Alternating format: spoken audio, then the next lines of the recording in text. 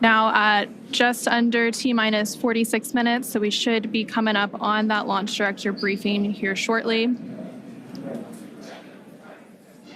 Continuing to see a live look at the launch pad 39A at Kennedy Space Center in Florida. You can see the clear skies all around. Dragon, LD on countdown 1.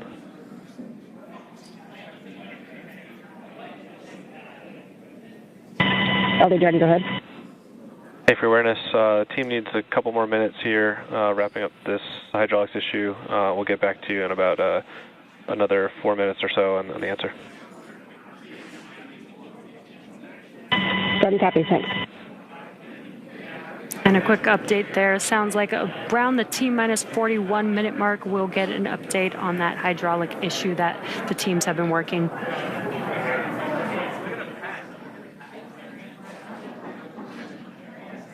These views are great. Like Daryl said, we might have a nice twilight launch over there in Florida. So if anybody is in Florida and able to go outside during T0 for liftoff, you might get a really cool view of the launch tonight.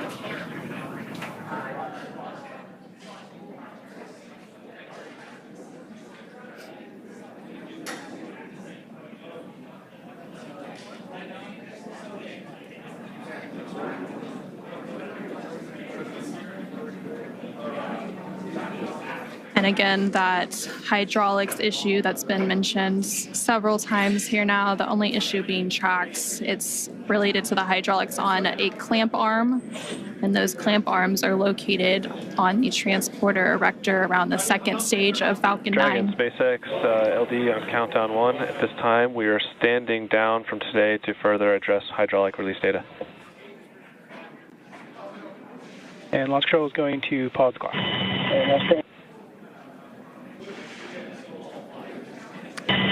SpaceX Dragon, we copy all. Spaceflight is tough. Humans are tougher. We'll be ready when the equipment is. Yeah, sorry about the unfortunate result today, but we'll get you back up here in the air soon.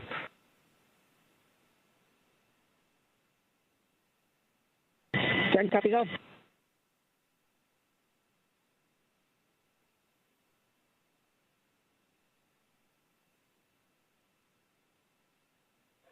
Dragon SpaceX, you are go to start 5.100 launch scrub. SpaceX Dragon, 5.100 launch scrub and work.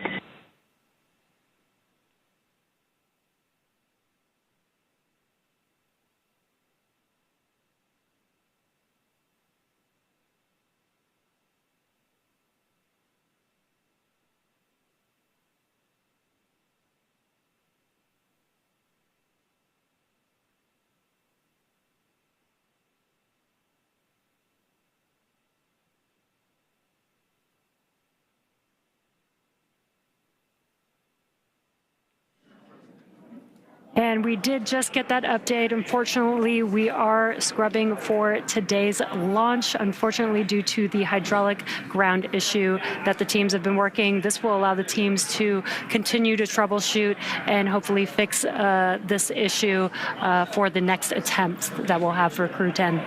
Yeah, and there's several other attempts this week. We'll see where we end up, but there's another opportunity about 24 hours from now that they could potentially take if that issue is addressed. So from here, the crew and the team will have to begin egress steps to get the crew out of Dragon and off the launch pad and back to their quarantine facility in Florida, where they'll just get a little bit more time with their families. Yeah, and the good part is we have not started loading propellants, so we don't need to offload any propellants. The vehicle is Dragon safe. SpaceX will be in section 3 of 5.100. We'll be there. I expect that you should be standing by in step 3.2. And SpaceX Dragon, copy. We are complete through 3.2, and we can give you 3.3 that we are ready for seat rotation. SpaceX copies. Crew report ready for seat rotation, and 3.3 we'll report when we step into those ops.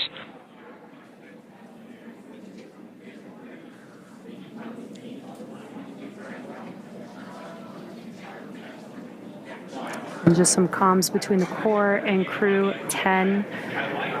They are preparing for egress. You are going to hear some procedures being called out as they work through that egress procedure.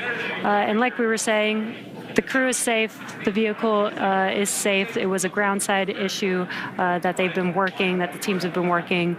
And so what we'll see coming up is the seats will rotate. We did have the closeout team already leave the pad. They're going to come back and help the crew egress the Dragon vehicle. And there on your screen, you can see a live look at the crew in Dragon Endurance, working through those steps. Leading up to the scrub today, they did go through lots of activities, obviously making it all the way through crew ingress, which happened around 4:58 p.m. Eastern earlier today. They then completed all of the suit leak checks, closed the... And for crew awareness, proceeding into scrub site safing, expect some venting from the vehicle ACS system. Dragon copy.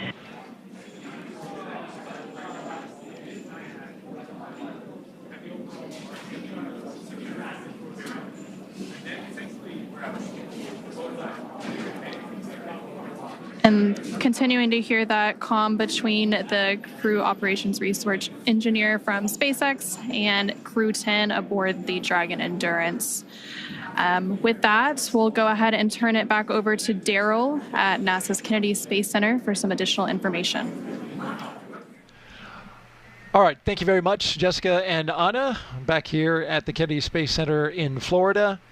Unfortunately, we're not going today, Jessica. There was an issue with the hydraulic system on the ground side out at Launch Complex 39A.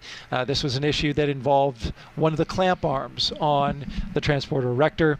This is a ground issue. Everything was fine with the rocket and the spacecraft itself. This was an issue that SpaceX first made the crew aware of at T-minus 4 hours. They were working it, gathering data, but continuing with the countdown in hopes that they were able to have enough data to resolve the issue or get comfortable with some flight rationale. They were unable to get to that point, but I was listening in on the nets, and they were definitely working this issue as thoroughly as you would expect from the teams at SpaceX and NASA, talking about all the information, previous launches, taking into factors data from even the test fire.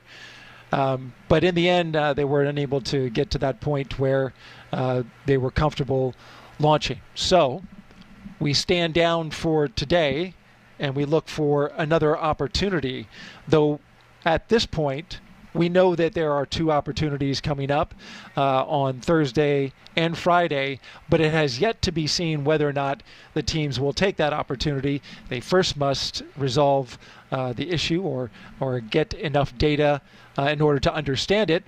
And then at that point, they can proceed with an opportunity. But just to make the audience aware of the opportunities that remain, on Thursday, we have a launch opportunity at 7:26 p.m. Eastern Time. 7:26 p.m. Eastern Time, there is another launch opportunity for a 24-hour turnaround. And then on Friday, as you know, Jessica, we move generally about 20 or so minutes back each day in order to rendezvous with the International Space Station. We have a launch opportunity on Friday as well at 7:03 p.m. Eastern Time. As you can see on your screen, the crew 10, is getting ready to egress the spacecraft Endurance. This is where they will go ahead and get out of the spacecraft. They're in fact talking about that now as they are motioning which crew members will be going through.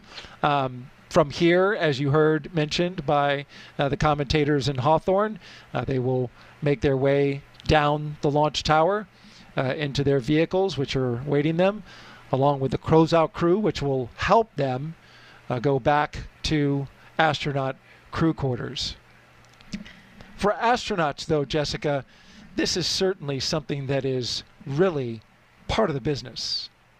Yeah, absolutely. We talked about it earlier, and flexibility is really the key to everything that we do as astronauts. We know that the plan is always changing, and launch scrubs are definitely a reality that we have seen happen over and over again here on the Space Coast. Way back in the shuttle era, of course, happened frequently too, given maybe a technical issue, maybe a violation of the range, as we talked about with a random boat being in the area. Maybe it was a weather violation, or even any of the contingency sites along the corridor as well. So lots of different reasons to abort.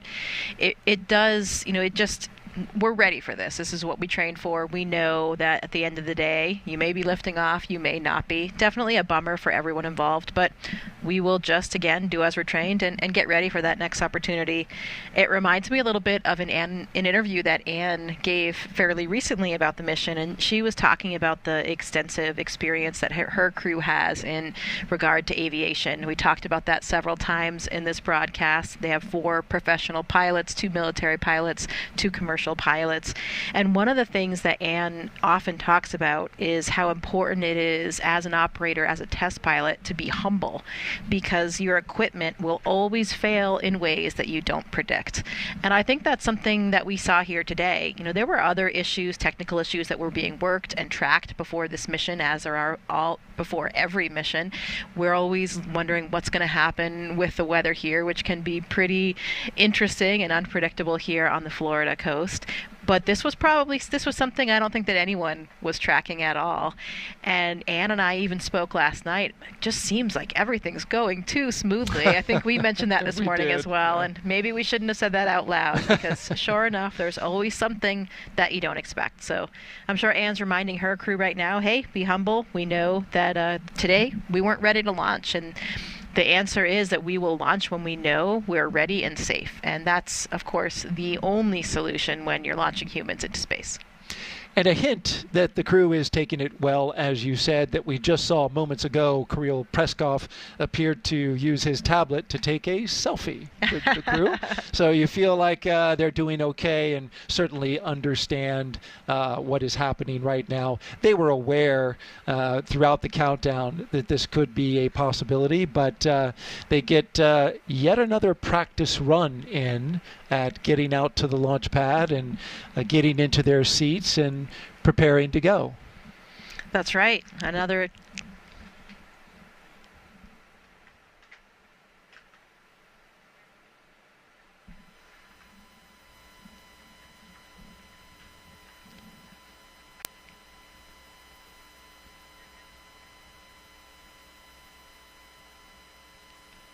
We're listening in as SpaceX continues to go through their scrub procedures.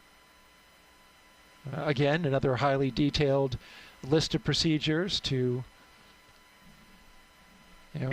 properly go about the scrub of a spacecraft launch.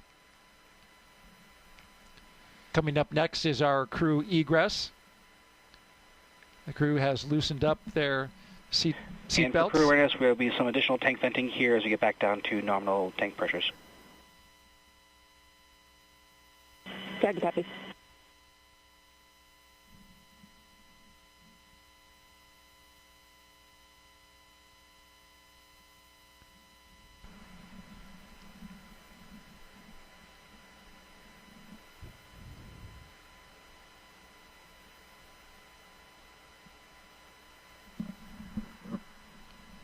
From your time in the astronaut corps, what are some stories that you've heard from astronauts that have, spent time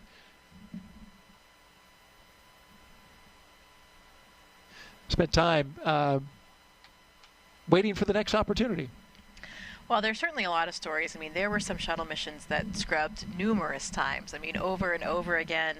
You have different launch windows for different vehicles, too. Sometimes it's an instantaneous window. Sometimes you have a prolonged period, so maybe you might be able to resolve a problem in time. But, in some ways, it could actually make the crew a little bit more relaxed, because they've already done all of their final preparation things. All of those, all that last-minute work, the last-minute email, the last-minute message that you wanted to send a friend, they have all of that out of the way. And hopefully that will give them a chance tomorrow to really just be able to relax and appreciate it, and maybe just think a little bit more, philosophize a little bit more, be ready for that next attempt without all of those little annoying must-do task list type things. So we'll try to put a positive light on it and think about how maybe for their psychological state and getting ready for the next opportunity, it would actually make things a little bit more relaxing and a little bit more routine. Like you said, they've gone through it all. Of course, they had gone through most of those, pretty much all of those steps except for the propellant loading in the dry dress previously, so they'd been through it at least once. But when you're not training for the real deal, it always feels a little bit different. So I think they'll be even more psychologically, mentally prepared for the next opportunity that they'll have, whether that's tomorrow or a subsequent day. If you're just joining us, you're watching launch coverage of NASA and SpaceX's Crew 10 mission that was scrubbed today at 7:06 p.m. Eastern Time, T-minus 43 minutes. A scrub was called by NASA and SpaceX due to an issue with the hydraulic system that controls a clamp arm that holds the rocket to the launch tower. And there you see Crew 10, our crew from left to right, Kirill Peskov, Nicole Ayers, Ann McLean, and Takuya Onishi, just spending some time chatting and talking. Of course, they're disappointed that they didn't get to go today. The weather was perfect. It certainly did its part. I had just heard an update prior to the scrub being called where the launch weather officer came over the net and said, "We're clear, blue, and 22." A phrase that means, clear skies, blue skies, beautiful weather, and you can see for 22 miles, and you literally can. That is the visibility today. It was setting up to be a perfect not only launch opportunity, but also a launch viewing opportunity. But as is often happens in the business, everything needs to be just right. And so the launch was scrubbed for today, and they will look for an opportunity in the future after they discuss the issue that they had with the hydraulics on the ground system. The rocket was good to go. The spacecraft was good to go. But something with the ground equipment and the hydraulic system is what's keeping us on the ground for today. As we look around, just having passed through sunset, I believe we had a sunset. Are we there yet? No, we're close. Almost sunset as we orbit the launch tower there. In the foreground, a future Starship launch tower that you can see there, marked by its chopstick arms at the bottom. In the background, you can see Launch Complex 39A in the tower where the Falcon 9 rocket and spacecraft with our crew are still sitting inside awaiting to be egressed from the capsule. And way off in the distance, the vehicle assembly building.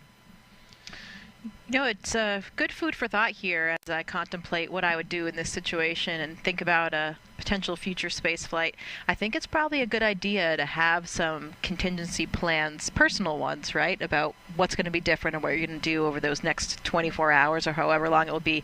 I didn't actually speak to Anne about that. I wonder if she and her crew had anything in mind, anything planned, because the way things usually work, if you have a plan, then you won't need to use it. But if you don't have a plan, then we may be in the case that we're in today. So I'll have to talk to her and find out if they had anything planned and what they decided to do to make use of that interim.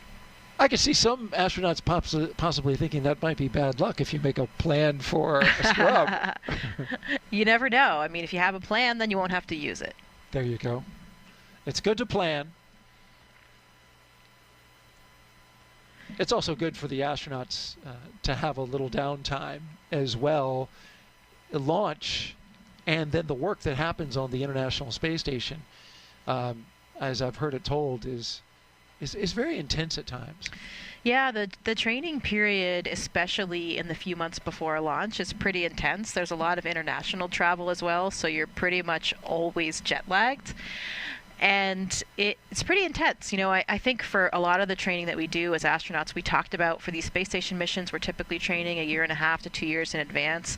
In the beginning, it's usually not as engaging, not as time consuming, not as much travel, but really things get progressively busier, unfortunately, even though you'd personally want it the other way around.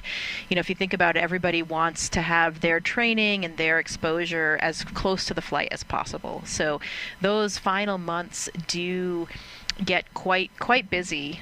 For Anne's crew, there was sort of an interesting lead up. You know, they had their very, very busy time period since, of course, originally they were supposed to launch in February, and they were really pretty exhausted. You know, they had a lot of travel, a lot of things going on, but then suddenly they had this delay and they were waiting, and then they had this kind of built-in rest period, kind of similar that we're talking about with a scrub, where I think it actually was good for their crew because they had enough downtime to really recover. I mean, we always, as astronauts, want to be launching a well-rested crew, a well-mentally prepared crew to get to the very busy lifestyle that we have on board the space station, and just all the psychology that's involved with leaving your family and friends back home too. So I think it was nice Anne's crew had that, and again, maybe they'll have that now with the scrub, a little bit of extra time together to kind of contemplate and prepare for their mission. That delay that you mentioned from February to March, of course, brought about by the decision to switch capsules from a brand new SpaceX capsule to the Dragon Endurance, reliable one with